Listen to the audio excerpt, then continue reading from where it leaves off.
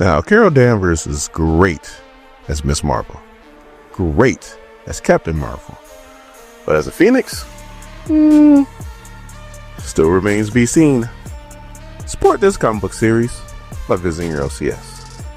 My name is Doran. This is Destiny Comics. We continue our coverage of Age of Revelation with Binary number 2. Our story starts off 1 year into the Age of Revelation, and the Phoenix, Jean, is having issues, and Carol Danvers is trying to help her. Jean is telling Carol to put up a barrier between Earth and the universe so the virus doesn't spread to the universe. Now, I know the answer is comics, but I got 2 issues. First issue is, you trying to tell me Doug Ramsey, Dougie Doug, created a virus that was strong enough to take down the Phoenix? The Phoenix? Like, come on. And then on top of that, if Jean fell to the victim of the virus, then why isn't Carol? You know, like, she gets the Phoenix Force powers, like, why hasn't she fell victim to the virus? Like, please, can somebody square me that circle? Like I said, I know the answer. Comics. Anyway, so Jean's put up a force field because she knows something's bad about to happen. And Carol's trying to punch through it because, you know, she's trying to help Jean, but she can't. And Jean's like, promise me you will not let this virus leave Earth. Promise me. So Carol promises her. And then Jean's like, I will always be with you, Carol. I will always be. And it sounds like she's about to say the Phoenix, but then she explodes, which is the end of Jean Grey. Like, we haven't been down this road before. So now we got the present time in Carol's hometown, Beverly, Mass. And she just got finished beating up on some babbles. Now, she feels for him because she knows what happened, you know. Revelation went in there and just took all their language out, so they're just walking around the Earth. Now, I got a quick question. Doug took their language so that they can't speak, but can they still understand? Because if they can understand, then they're just mutes. Like, how bad is that? Like, I'm not wrong. Like, I would hate not to be able to speak, but if they can understand what other people are saying, then they should be fine. Now, if they can't understand what other people are saying, that's a problem. So somebody needs to, again, square that circle for me when it comes to these babbles. And let me again stress that I'm not saying being a muse easy. All right, it's not. But they're able to function in society. So you would think that the babble should still be able to function in society if the only thing that they're presented with is that they can't talk. Anyway, this one female babble tries to get up and tries to attack Carol, and then Carol just puts her in the force field and like, calm down.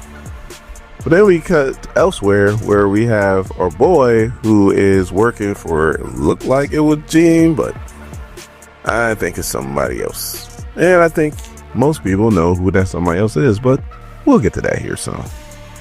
And he is blaming the babbles getting into the town on Carol, which we all know Carol's not the reason why that happened. And he's like, the simple fact that they got in means that she's getting weaker. That means this is our chance to strike. And the one black dude was like, strike? Have you lost your mind? She is the Phoenix. And on top of that, she's been the one that's protecting us from the X virus. So then the dude starts screaming back at him, and he's like, yeah, but everybody's trapped here. We can't choose anything for ourselves. Like, aren't you unhappy? And dude's like, yeah, unhappy, but I'm not stupid. So then the dude's like, look, even though she's weak, she can still hit like a Mack truck. So we need to hit her like a Mack truck. And he busts out this bomb that's in his briefcase. And they're like, how'd you get this even in here? Like, how'd you do that? And the dude's like, don't worry about how, just know I did. And they're like, okay, again, this is the Phoenix. Like, will a bomb even hurt her? The answer to that is no, by the way, but they're about to find out because this dude somehow, some way talks them into going with his cockamamie plan. Like, what the hell? So then we cut to the town hall where we have Carol, who's in the bathroom. She's looking in the mirror and she's like, you said you will always be with me, Jean. So where the hell are you now? And she punches the mirror. So then she starts self-loathing and she's like, you shouldn't have picked me. Like, I'm a soldier. She's an airman. Soldiers are Army. She was Air Force, so she's an airman. Just want to establish that. And she's like, I saw problems with my fist. So then she starts running down the list of things she's messed up. She's like, you asked me to protect the universe from a virus, and all I did was protect my hometown. The Phoenix has been on Earth for almost 10 years, and she is extremely cranky because I did this. It's like, Jean, you would have made way better decisions than me. And all of a sudden, Jean appears in a reflection of the mirror, and it's like, I'm not sure if I would, Carol. And then she's like, Jean! So she's about to start spilling her guts out to Jean, and she was like, I should have sensed it. Jean would have sensed it before it even happened, and she would have took care of this, because when it comes to the Phoenix Force, she was like an artist. Me, I'm like a blunt instrument. So the explosion happens, and she was able to protect herself, which I'm like, she's the Phoenix Force, so she's born in fire, so I don't know what she's protecting herself from. She comes out of it, and Giada Belviso was drawing her ass off on this one. So she breaks through the rubble, and the people that set off the bomb was like, she's alive. I'm like, yes, she's alive. Carol sees him and is like, you're going to regret that. And she gets ready to probably freaking see these people. But then all of a sudden, Jean, who is a voice in her head because she is Phoenix, is like, stop. Don't do it, Carol. They do not deserve it. They were only acting in fear. So then Carol's like, is this real? And Jean's like, yes, I've always been here. I've been watching you the whole time. And then again, Carol's like, but I made you a promise to protect the universe, and all I did was protect my hometown. And Carol's like, you protect thousands of people. Like, you've been doing a good job. I'm proud of you. So all of a sudden, the Phoenix, or Jean, is hit with a blast, and then she falls to the ground. And Carol's like, Jean, what's happening? What's going on? And our mystery woman comes out of nowhere and is like, if you need her to tell you how to use these powers, then you shouldn't have them. And she blasts at Carol too. Carol gets out the way of the blast. She goes to attack the woman. This time the woman catches her with a blast, sends Carol back, and then all of a sudden she comes out. And Carol goes, Jean? And I'm like, no, this is not Jean.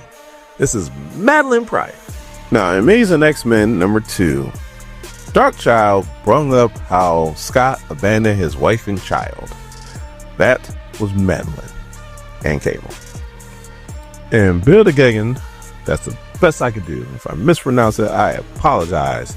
They pretty much bring up how since Madeline Pryor was the Queen of Limbo before all this popped off, that she should be up here like helping magic or doing something. But as we see, the Goblin Queen had other plans, because she is here to take the Phoenix Force from Carol. Now, another question, why is Carol like, Jean? Like, she doesn't know who Madeline Pryor is. Like, Carol Danvers hung out with the X-Men a lot in the 80s and 90s. So she should know who Madeline Pryor is. Like, she know the difference. I know Madeline Pryor is Jean's exact clone, but if you know Jean is the Phoenix Force, then you know this must be Madeline. That's all I'm saying. Like, why are you so shocked and surprised? She should know who Madeline Pryor is.